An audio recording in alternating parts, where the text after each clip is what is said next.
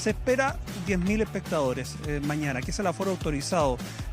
800 son para Universidad Católica, esa es la cantidad de boletos que se asigna a la visita. El resto para Everton. Un Everton que viene pisando fuerte, que había caído ante la Calera, que después va a ganar en el sur por goleada y que definitivamente se instala también con la expectativa de tener un cupo a nivel internacional. En eso está Paqui Meneghini, considerando que eso es el objetivo que se han trazado. Entonces, con la Calera habían perdido terreno. Y Católica está en lo propio, porque claramente es uno de los objetivos, tiene varias vías para hacerlo. Una es directamente por este torneo, lo otro es Copa Chile. Y en ese contexto, Holland ha preparado de la mejor manera posible este partido dentro de lo que tiene, porque hay bajas obligadas, la de Clemente Montes, la de Juan Leiva, la de Yamil Asad, que estaba considerado eventualmente para ser titular en este partido. Ojo, Orellana también se está recuperando. El Chapa Fuenzalía, que viene con una sobrecarga muscular. Entonces, son varias situaciones que tiene que barajar el técnico argentino de la UC. A propósito del Chapa, él ha declarado que probablemente esta sea su última temporada, algo que ya habíamos sabido el año pasado, que finalmente llega a una conclusión y que lo hace continuar en la actividad, incluso siendo llamado a la selección a inicio de temporada. Entonces, pero ahora se reactiva esa opción de que el capitán Cruzado ya juegue y cuelgue los botines profesionales, por lo menos, para lo que va a ser el término del torneo en noviembre. Sí, bueno, lo costó conocer, me acuerdo esa noticia, era de una decisión de él, recuerdo que fue uno de los capítulos vividos en verano, cuando se constituyó el plantel para esta temporada, lo de José Pedro Fuenzalía. Lo del presente de Universidad Católica, lo del presente de Everton, que con todo, cierto, es un equipo que viene de golear a Curicó como visita, no es fácil hacer esa gracia, ganarle a Curicó, una cosa, meterle 4 goles en Curicó, pero es un equipo que igual había perdido la fecha anterior contra la Calera, le había ganado antes a Unión Española, entonces es un equipo que también sufre, Leo, de unos vaivenes que es como un equipo que es difícil de leer, para mí, juicio Everton, ¿no? ¿Cómo sientes tú que, sí, además, que se va a dar este partido? Ha tenido varias transformaciones de medio campo hacia adelante, o sea, primero por la lesión de Cuevas, que es el jugador más influyente en el equipo. Después, con la salida de Di Llorio a México, ha tenido que renovar en ofensiva. Después, porque digo, de medio campo hacia atrás, más o menos te sale de memoria, salvo la ubicación de Adrián Sánchez, que el otro día empieza jugando por el sector derecho, algo que, por ejemplo, en el partido contra Unión no le había resultado, estoy hablando de la primera rueda, y el otro día por la derecha hizo desastres por ese sector, no solamente anotando 2 goles, sino también asistiendo en el primero. Lo único que cambia en eso en Everton es la posición de Adrián Sánchez, que a veces juega adentro con Berríos o con Madrid y a veces, como el otro día contra Curicó. Va a tener que ir adentro seguramente, porque Berríos está fuera. Está lesionado. Pero esa es una alternativa que te da Adrián Sánchez, que en Curicó juega por adentro. En Curicó jugaba de interior derecho. Es así. En el caso de Católica, ahí está Jorge. En el caso de Católica también le ha costado, Jorge, repetir equipo a Holland. A Holland y a Paulucci, fundamentalmente. Este año ha tenido un tránsito de futbolistas. Pero especialmente atrás. Sí, la otra vez numeramos acá los centrales que ha tenido Católica este año. Huerta. ¿De qué han jugado? Huerta. Jugó la Supercopa. Lanaro. Hasta Uruaga. Ampuero. Paz. Ampuero. Parot. González. Caguelmacher. Sí. El Dani González. Daniel González. Parot también jugó de central. Parot, sí, no, Paz jugó no son ayer, pocos, pero esta dupla se tiende a afianzar, por lo que significa la presencia de Ampuero y de Cajelmacher, que es lo que viene trabajando. Ahora, recupera a Daniel González por 2 razones importantes. Una, por la regla del sub-21, que le da otra opción más, otra chance más, y porque el jugador se desgarró y después se enfermó, entonces ahora ya está a disposición. Buena noticia por ese lado. El resto, la defensa más o menos la recitamos con Dituro en el arco. ¿Ah? ¿Viajó el Dani González? Sí, está a disposición.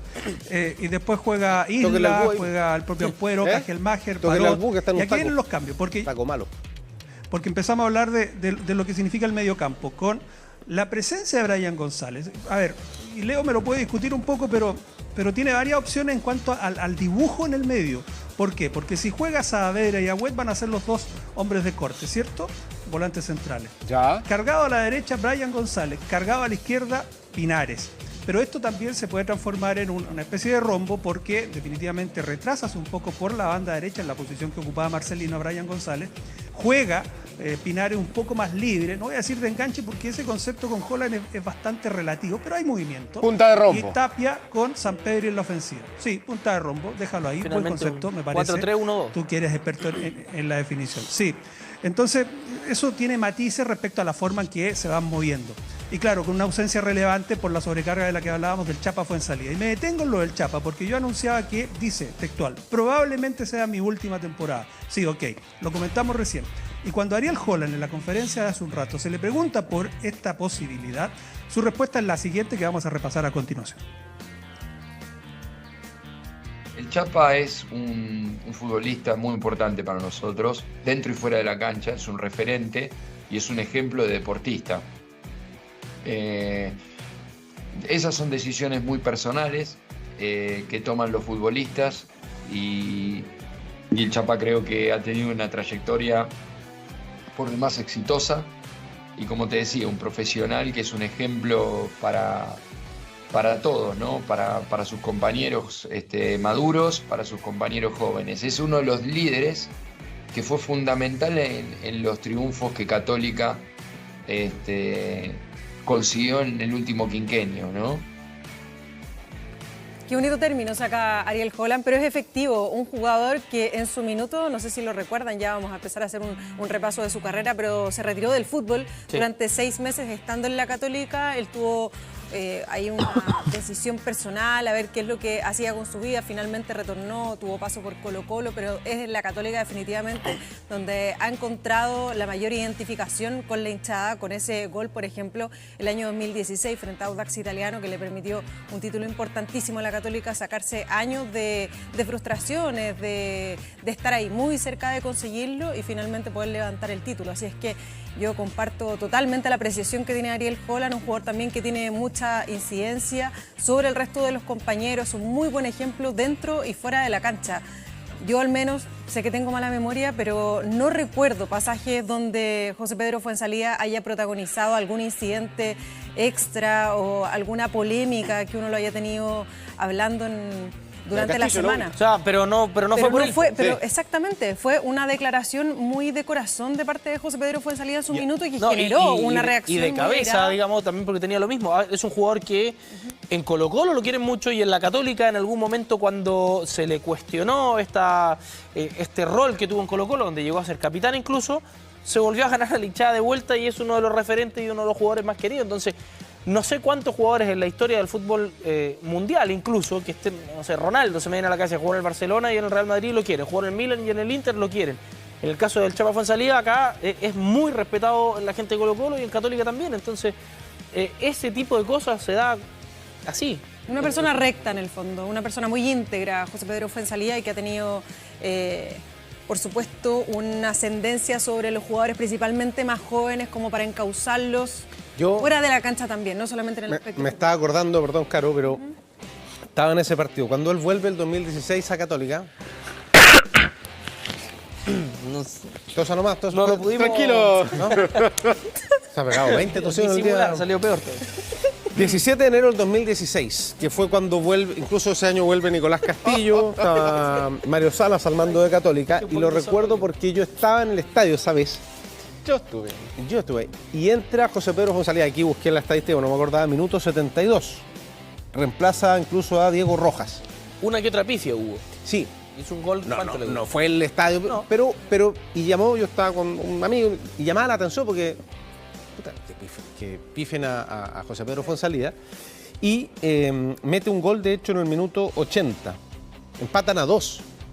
Iban 0-0 en ese minuto. Metió un gol 4 Castillo. minutos, 5 minutos. Sí, metió un gol después Fuenzalida 2-0 y después empató Villalobos y metió 2 goles.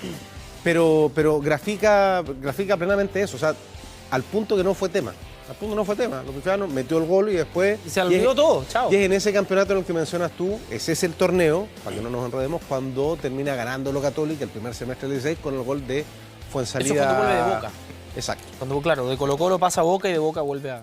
Exacto. Así que ese es uno de los temas. Yo no sé, Jorge, qué nivel de no de realidad, pero No lo hagan enojar a Gastón porque a ver si tose otra vez. ¿Qué tan posible es? Porque para recordarle a la gente, Jorge, el capítulo de Fonsalía de la renovación de este año fue largo, ¿no? No fue una cuestión tan simple. No te escuchas, Jorge. Entre cruzados. Ahí está. Porque Ahí está. definitivamente era una opción real.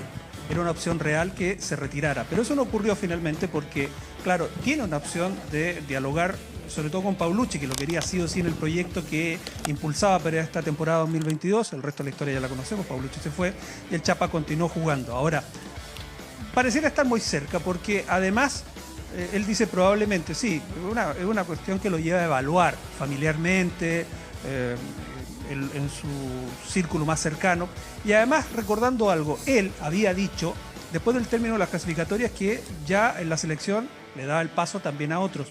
Ojo que también eso tiene sentido común porque él formó parte de la generación dorada, los que consiguieron títulos de manera intermitente, de manera más seguida, dependiendo del técnico, con Sampaoli, en su momento con el mismo Bielsa. Y además, bueno, es un paso lógico, así como el que va a dar Mauricio Isla también, probablemente, que seguramente va a dar paso a otros futbolistas para la generación dorada y ya no lo vamos a ver quizá en el futuro en la roja. Bueno, lo que significa ahora hablar de las lesiones y de lo complicado que ha sido también para Holland armar esta oncena que viene a jugar acá, por lo que estábamos contando anteriormente, y de Everton de manera particular. Lo graficó de la siguiente manera el técnico Cruzado. Estamos tratando de que Clemente se ponga lo antes posible. Ya va a empezar a entrenar de manera normal después de su operación en el tobillo el día lunes. Esperemos que Yamil, la lesión no sea de gravedad. Es una lesión que le permite hacer ciertas cosas para no quedar atrás físicamente del semestre que él viene, que fue un semestre plagado de complicaciones, así que esperemos que esta lesión lo margine solo por unos días y lo podamos tener lo antes posible, que Fabián se recupere.